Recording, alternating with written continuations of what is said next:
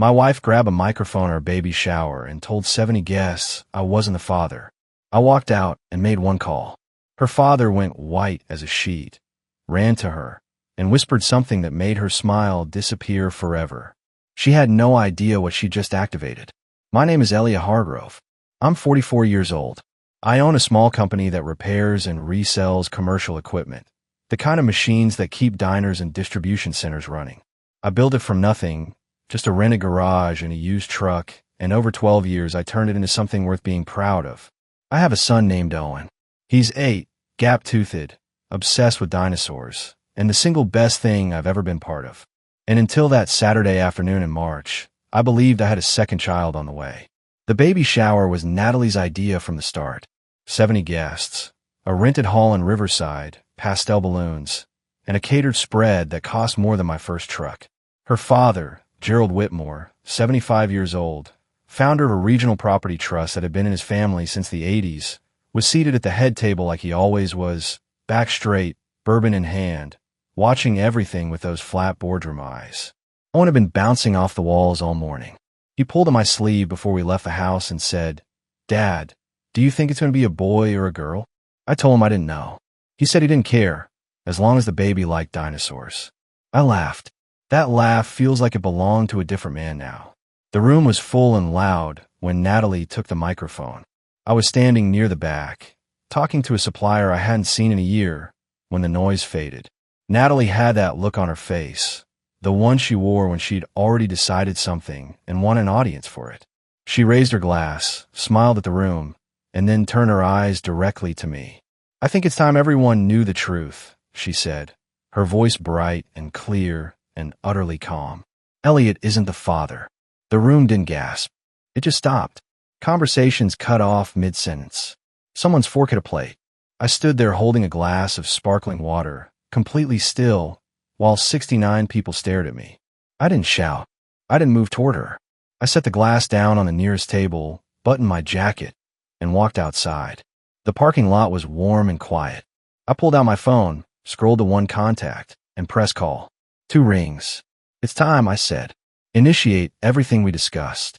Behind me, through the glass doors, I could see Gerald Whitmore rising from his chair. He crossed the room in a straight line, jaw set, and grabbed Natalie by the arm. He leaned close to her ear, and even from outside I could read the shape of what he was saying in the way her face changed, going from triumphant to pale in about 3 seconds flat. I found out later exactly what he told her. A friend who was standing close enough heard every word. Gerald said, "Do you have any idea what you just did? Start begging him to come back inside. Right now. Or you're going to lose absolutely everything." She didn't move fast enough. Neither did he. I was already on my way to my attorney's office. People always assumed Gerald Whitmore married his daughter off to me because I was useful. They weren't entirely wrong.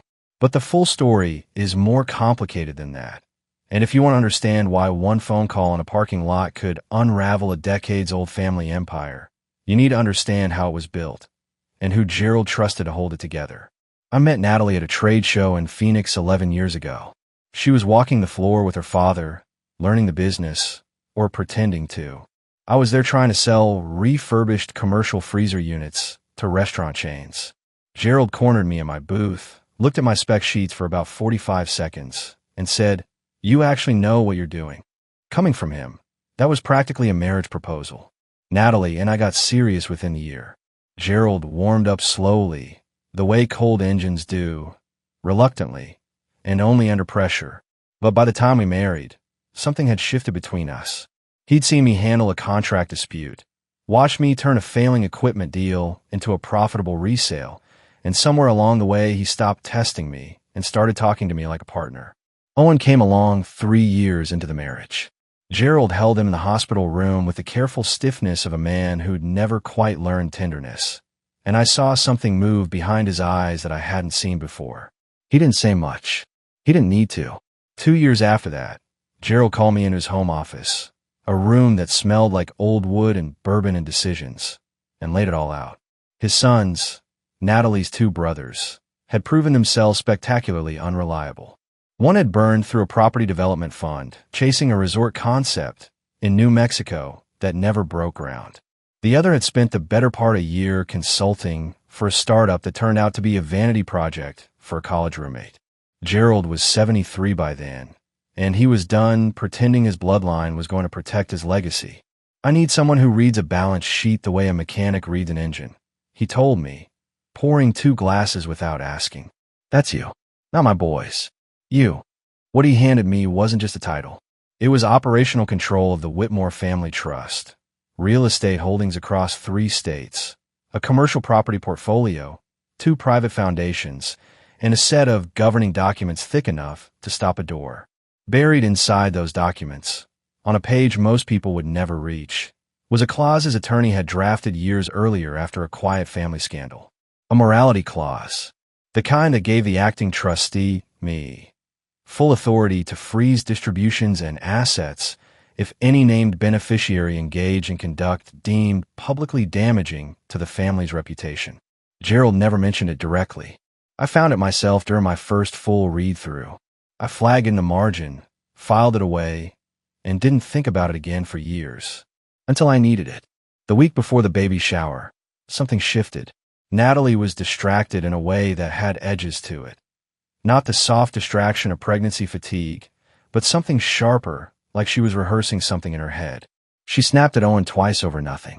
She took a call in the backyard and stayed out there 20 minutes past dark. I didn't confront her. I just watched, and I made a quiet call to my attorney, a man named Robert Calloway, who'd been handling my business contracts for 6 years. If something happens, I told him, I want to be ready to move within the hour. He didn't ask what kind of something. He just said, I'll have everything staged. Owen asked me that Friday night if the new baby could share his dinosaur books. I told him absolutely. He went to bed satisfied. I went to bed knowing the following afternoon was going to change everything. I just didn't know yet how far the damage would reach. Robert Calloway's office was on the 4th floor of a building downtown that smelled like carpet cleaner and old coffee. I'd been sitting across from his desk for about 20 minutes when my phone started going off. Natalie. 4 times in a row. Then Gerald. Then Natalie again. I turned the phone face down and kept talking. Robert was the kind of attorney who never looked surprised. He had a yellow legal pad in front of him and a pen he kept clicking without seeming to notice. I laid out everything.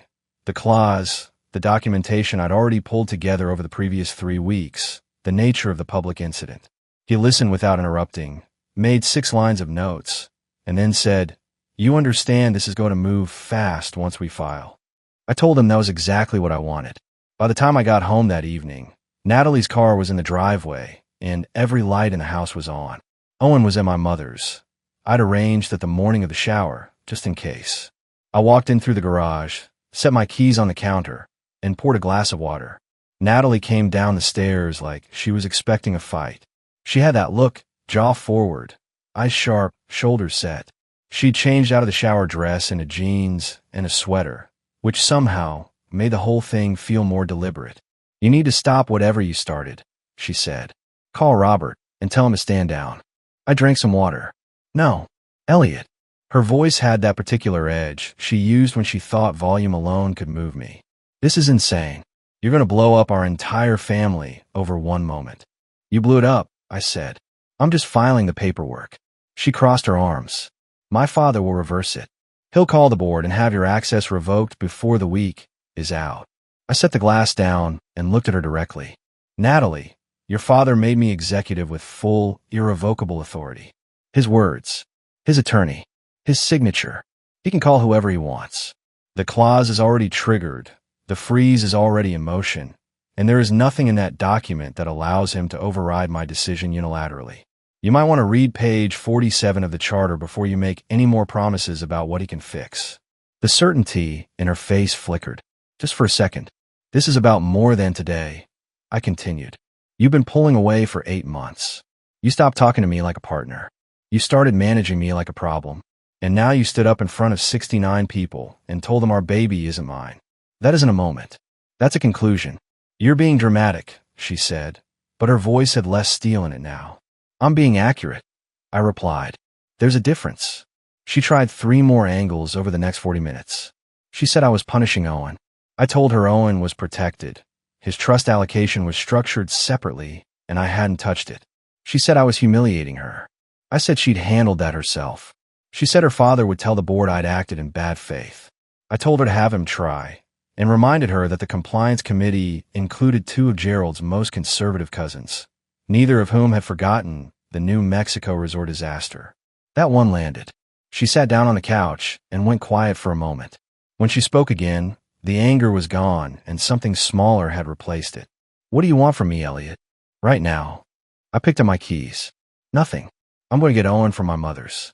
He wants to come home, and this house still belongs to him regardless of what happens between us. I drove to my mother's house in Riverside, and Owen ran to the door in his socks and threw his arms around my waist without asking a single question about where I'd been. I held on to that for a long moment. Some things don't need documents. They just need to still be standing. The DNA kit sat in my desk drawer for 11 days before I used it. I'd ordered it the morning after the shower.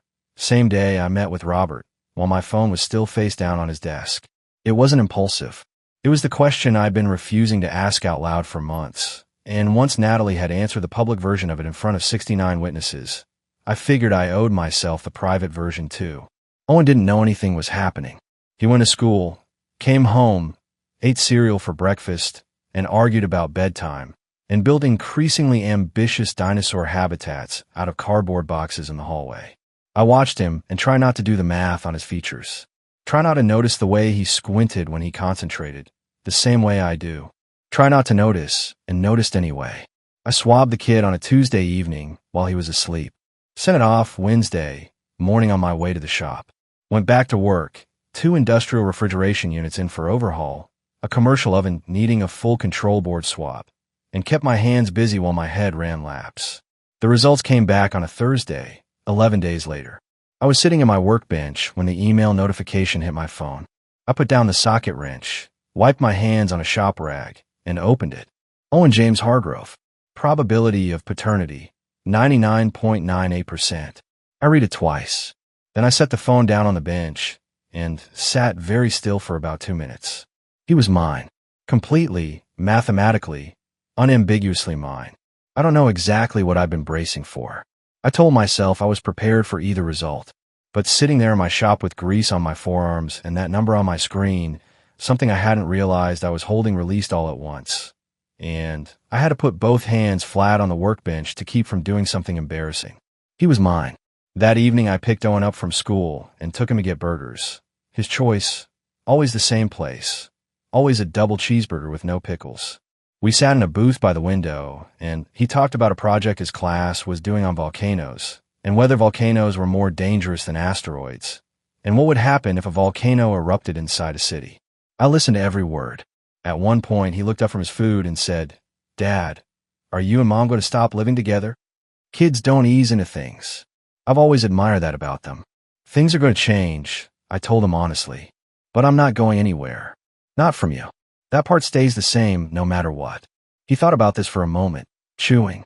Then he said, "Okay, can I get milkshake?" I told him he could get 2 if he wanted. He settled for 1, chocolate, and went back to volcanoes. That night, after he was asleep, I sat at the kitchen table with a copy of the trust documents and Robert's latest update. The freeze was holding. Gerald had contacted the compliance board twice and been referred to the charter both times. Natalie's informal legal inquiry had gone nowhere. The machinery was turning exactly as designed. But none of that was what I was thinking about. I was thinking about a 9-year-old boy asking a fair question over a double cheeseburger and getting a straight answer, and deciding a milkshake was the right response. That kid had his priorities in order. I was going to make sure I kept mine the same way. Robert Calloway didn't recommend hiring a private investigator. He said it wasn't legally necessary. The public incident alone was sufficient to sustain the clause. But he also said, and I remember his exact words, if you want to know the full shape of what you're dealing with, that's a different kind of preparation.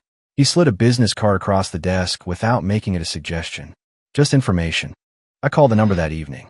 The investigator's name was Frank Delner, mid-50s, former insurance fraud examiner, no social media presence, which I took as a good sign. We met at a diner near my shop the following Tuesday. He drank black coffee, asked 8 direct questions, and charged a flat rate. I hired him on the spot. He came back to me in 9 days. I was at the shop when he called, halfway through rewiring a commercial dishwasher control panel. I told my technician to finish the job and took the call in my office, a small room off the main floor with a window that looked out over the equipment yard. Frank's report was precise. The man's name was Troy Bancroft, 40 years old.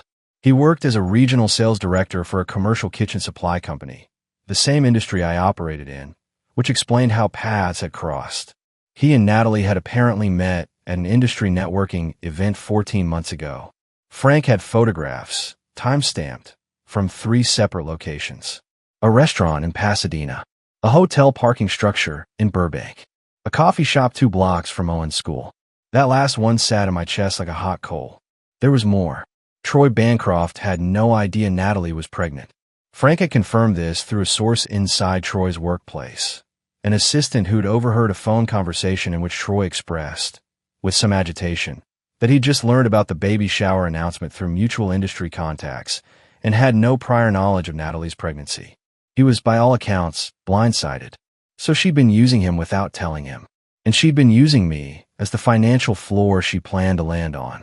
I sat with that for a long time after I hung up. The following afternoon, Natalie's brother showed up at my shop unannounced. Both of them, Derek and Paul Whitmore, mid-40s, tans they couldn't afford and attitudes calibrated for men with more leverage than they actually had. Derek did most of the talking.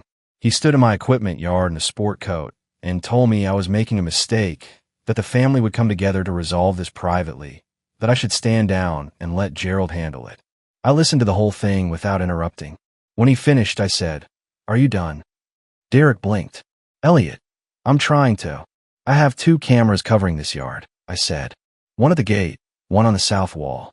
Both recording with audio. Whatever you came here to say is now on file. So if either of you plans to follow this conversation with anything that looks like intimidation or interference, Robert Calloway will have the footage before you're back on the freeway." Paul, who hadn't said much, looked at the camera above the south door. He touched Derek's arm. They left. I forwarded the footage to Robert that evening. He filed it with the compliance record the next morning. Gerald called me 2 days later. He'd been calling Robert, who kept redirecting him to the charter, and apparently he'd finally decided to try me directly. The conversation was short. He opened with disappointment, moved quickly to pressure, and arrived at a thinly veiled suggestion that I was damaging the family's legacy for personal reasons. "Gerald," I said, "you gave me the authority to protect this trust from exactly this kind of reputational event. You wrote the clause. Your attorney drafted it.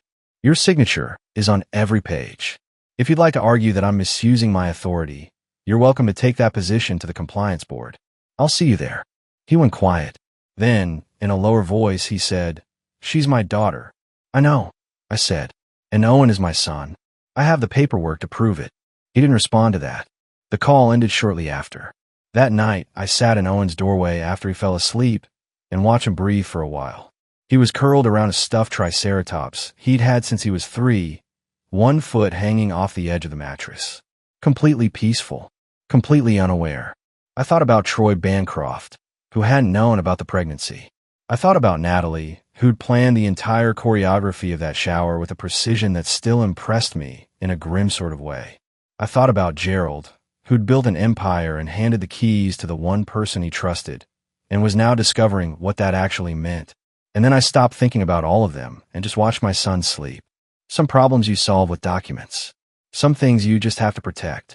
Robert called me on a Thursday morning with the kind of voice that means he's found something significant and is choosing his words carefully. "There's something in the trust review you need to see in person," he said. "Come in this afternoon." I rearranged 2 client appointments and was at his office by 2 o'clock. He had a printed summary on the desk and a spreadsheet open on his monitor. The trust compliance review, triggered by the clause activation, had involved a full audit of all accounts under the charter. Standard procedure.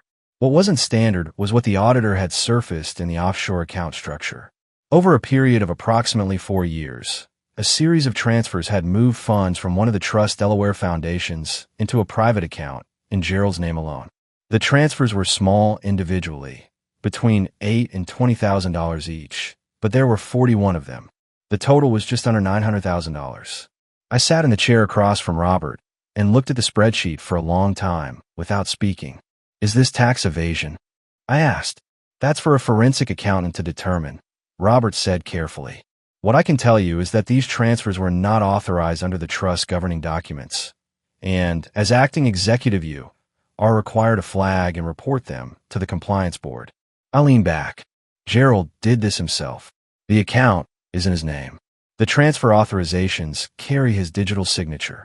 The picture that assembled itself in my head was not a flattering one. Gerald had built the trust.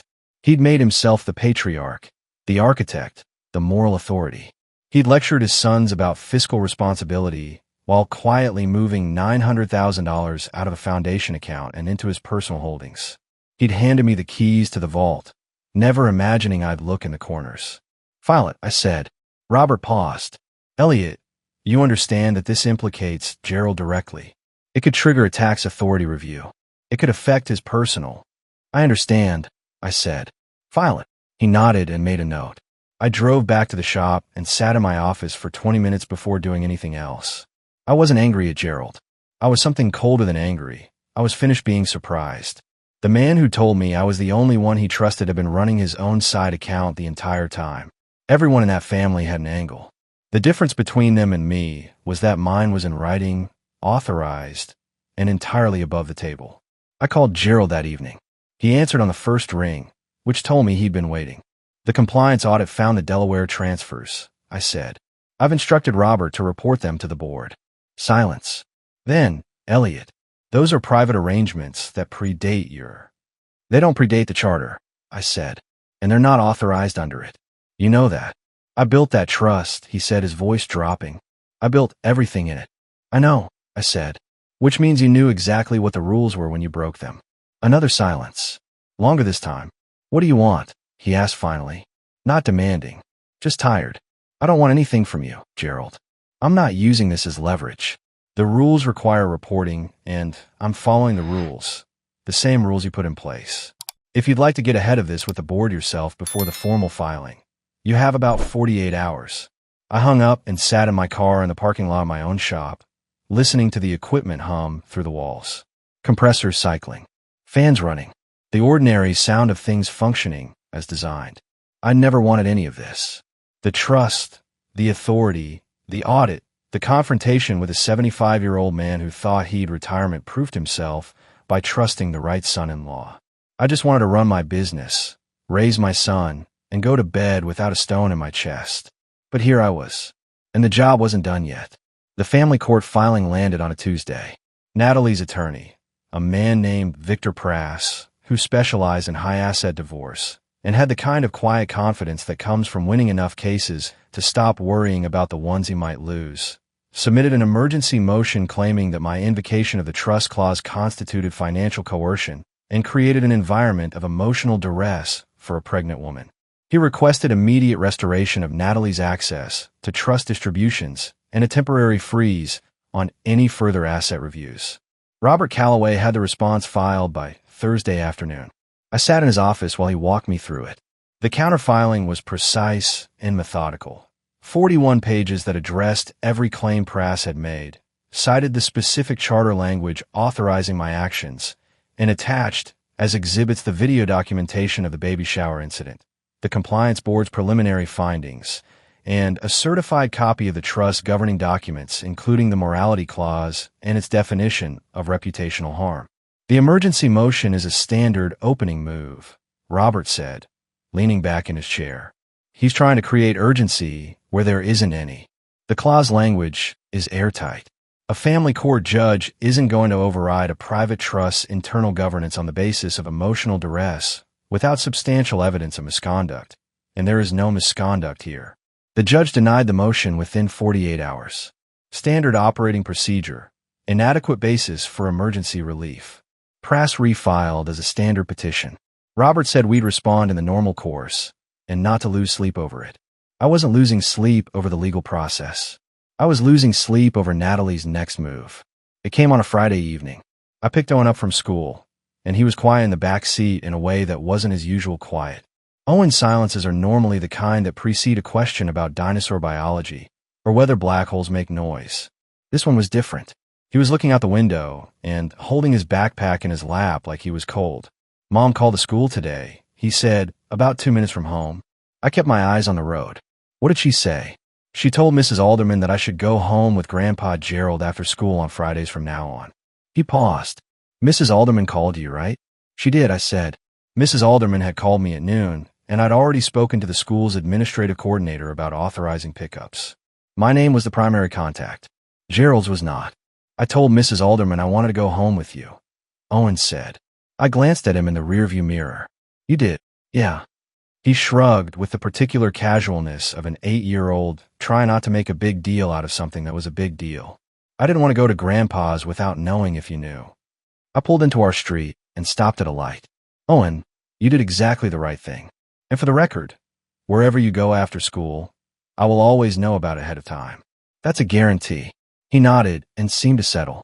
By the time we got home, he was asking about dinner. And by the time dinner was over, he was building something architectural with the cardboard boxes in the hallway. I called Robert that night and told him what had happened. He added it to the case file. The following week, he filed for primary physical custody, citing documented parental interference with established school protocols. He also cited Owen's expressed preference, which in California carried weight in family court proceedings once a child reached a certain level of demonstrated maturity. Victor Prass filed a countermotion arguing that Natalie's pregnancy entitled her to primary residential consideration. The judge scheduled a hearing for 3 weeks out. Meanwhile, on a separate track, the Compliance Board completed its preliminary review of Gerald's unauthorized transfers.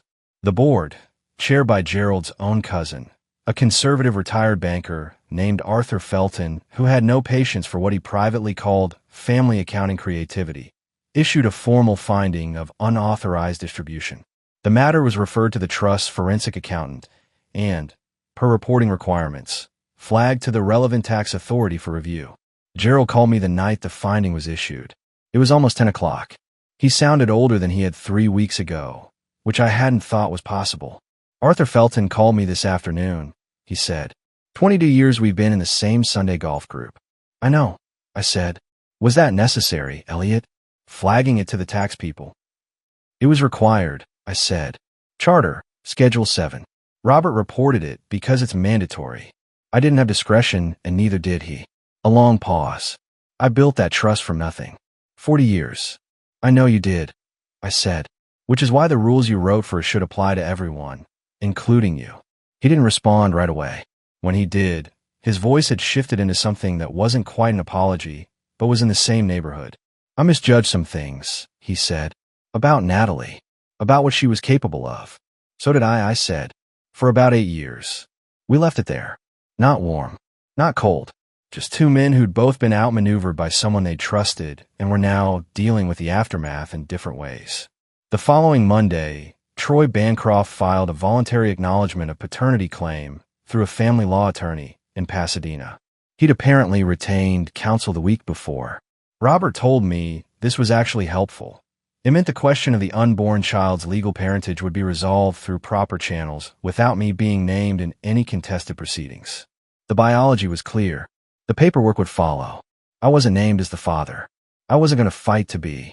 That chapter belonged to someone else. My chapter was Owen, and the hearing coming in 3 weeks.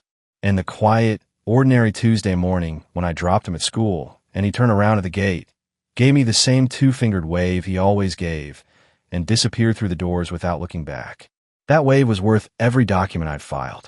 The relaunch event was held at a borrowed loft space in Culver City. I heard about it from Frank Delner, who'd stayed loosely connected to the case at my request. Natalie had organized what she was calling a community reception, an invitation-only gathering for her foundation supporters, board members, and a selection of media contacts she'd cultivated over the years. The stated purpose was to address recent misconceptions and reaffirm the foundation's commitment to its mission. Frank attended as a vendor contact of one of the catering companies. He sent me a 2-paragraph summary that evening. 41 people showed up. Of the 18 board members who'd received invitations, 6 came. The rest sent regrets or simply didn't respond. The event ran 90 minutes. Natalie gave a prepared statement about privacy, personal challenges, and the importance of context. There were no questions from the floor. The catering was described by Frank, with his characteristic understatement, as ambitious. 3 days later, The Haven Foundation's board voted to remove Natalie from her ambassador role. The letter was formal, brief, and cited conduct inconsistent with organizational values. A boutique wellness brand that had been in preliminary partnership discussions quietly informed her representation that they were pursuing other opportunities. A regional lifestyle publication that had been scheduled to feature her in a fall issue pulled the piece without explanation. Natalie's social media following had been approximately 44,000 before the shower. By the 6th week, it had dropped to 31,000, and the comments on her remaining posts had the particular tone of an audience that had decided to watch rather than engage. She filed a motion claiming her pregnancy, entitled her to expedited resolution of the custody matter, and requesting that the court consider her reduced financial circumstances, a direct result of the trust freeze, as a factor in determining support. Victor Prass argued it with conviction. Robert Calloway argued back with documentation. The judge, a no-nonsense woman named the Honorable Patricia Drummond, reviewed both filings and scheduled a formal hearing. At that hearing, 3 things happened that mattered. First, Owen's school counselor submitted a written statement describing Owen's expressed preference to remain in his father's primary care, his stable academic performance, and his consistent emotional presentation during what the counselor described as a period of obvious family stress.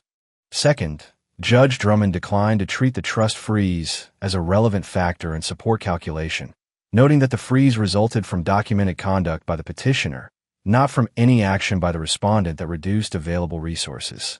Third, and most significantly, when Natalie's attorney argued that her pregnancy created special circumstances warranting residential priority, Judge Drummond asked a direct question. Who was the named father of the unborn child on the current legal record? Victor Prass answered that paternity was a separate matter pending resolution. Judge Drummond noted the answer in the record, allowed it to stand, and moved on. Natalie tried to use Owen twice more in the weeks that followed. The first time, she called him directly on his school tablet during lunch, a device that was supposed to be used only for schoolwork, and had a 20-minute conversation that Owen described to me that evening as weird and kind of sad. He said she'd asked him if he missed her. He told me he hadn't known what to say. I documented it and added it to Robert's file. The second time, she sent a message through Owen's weekend soccer coach, a volunteer named Keith who had no idea he was being used as a courier, asking Owen to tell me she wanted to talk.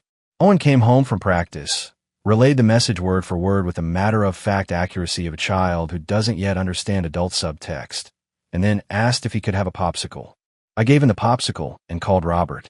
Robert filed a motion citing documented attempts to use a minor child as an intermediary in adult legal proceedings. Judge Drummond added it to the record with a note that any further contact attempts routed through the child would be treated as interference with custody proceedings. Natalie went quiet after that, not because she'd accepted anything, I suspected, but because Victor Prass had finally told her what Robert had been telling me from the start. The legal ground she was standing on was thin, and the more she moved on it, the further it gave way beneath her. The Haven Foundation board named a new ambassador, a former local news anchor who'd pivoted to wellness advocacy. The announcement was warmly received. Nobody mentioned Natalie by name. I had 3 weeks until the custody hearing. I spent them working, picking up Owen from school, helping him with his science project about tectonic plates, and eating cereal with him on Saturday mornings while he watched nature documentaries. Simple things. Real things. The kind that don't make headlines and don't require attorneys.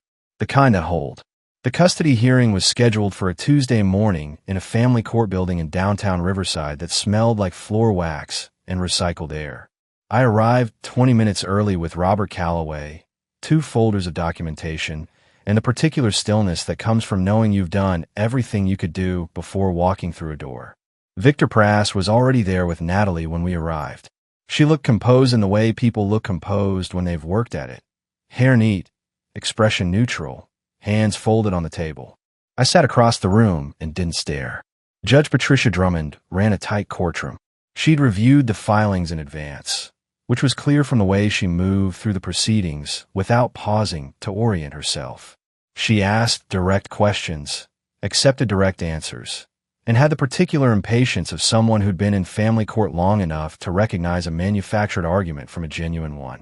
Victor Prass opened by reiterating Natalie's pregnancy and the emotional difficulty of the current circumstances. He argued that disrupting a child's relationship with his mother during this period would cause lasting harm. He was articulate and organized. It was a good argument for a weaker case. Robert responded with the documented record. Owen's school counselor's written statement. The incident with the school tablet. The soccer coach situation. The compliance board findings. The denial of both emergency motions. The paternity acknowledgement filed by Troy Bancroft. He presented everything in sequence, calmly, without theatrics. Judge Drummond asked Owen's counselor's statement to be read into the record. It was 3 paragraphs. The relevant part said, Owen has expressed, on multiple occasions and without prompting, a clear preference to remain in his father's care.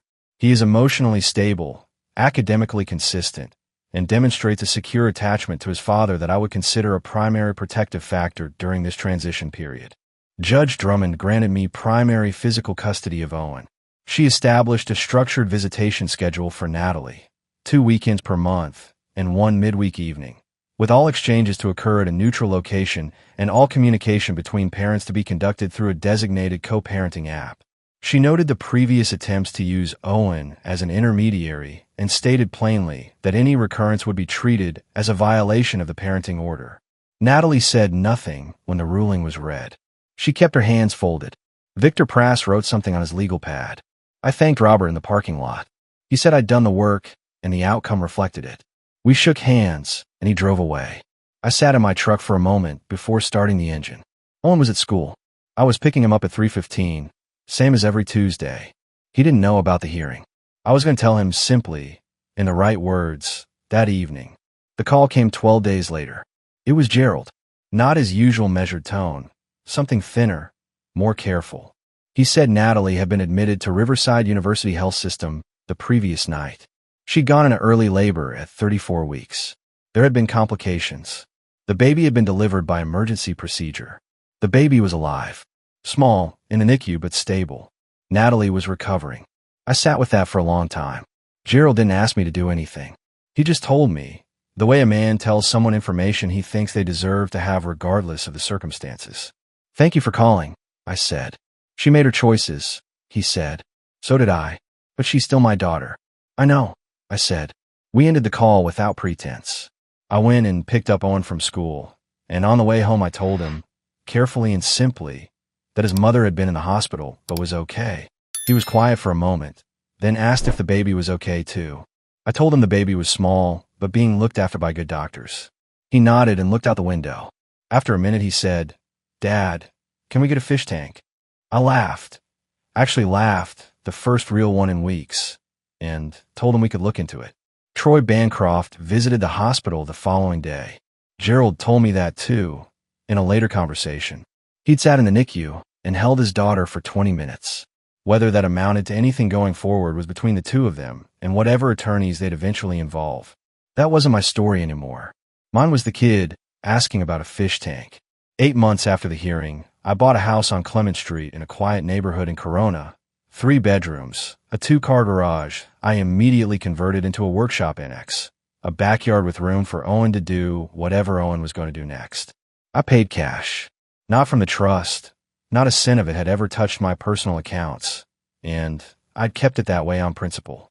From my own business, which had grown steadily over the past year in the way that businesses tend to grow when you stop spending your mental energy on things that can't be fixed and redirect it toward things that can.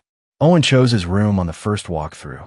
He stood in the doorway of the larger of the 2 secondary bedrooms, looked around for about 4 seconds, and said, "This one."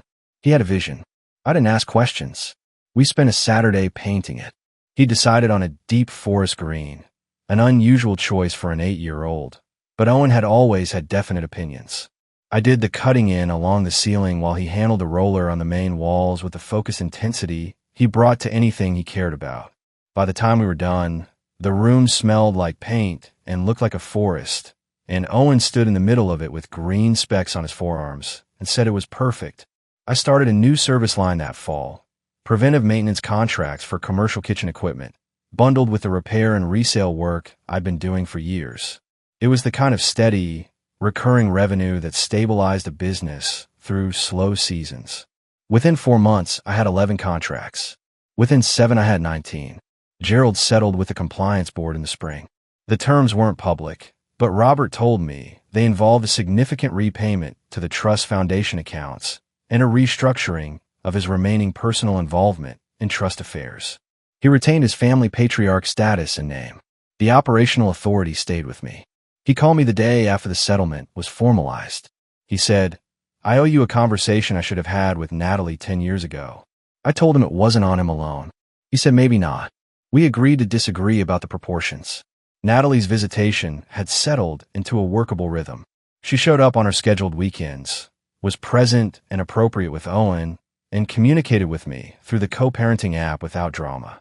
She was living in a smaller apartment in Pasadena.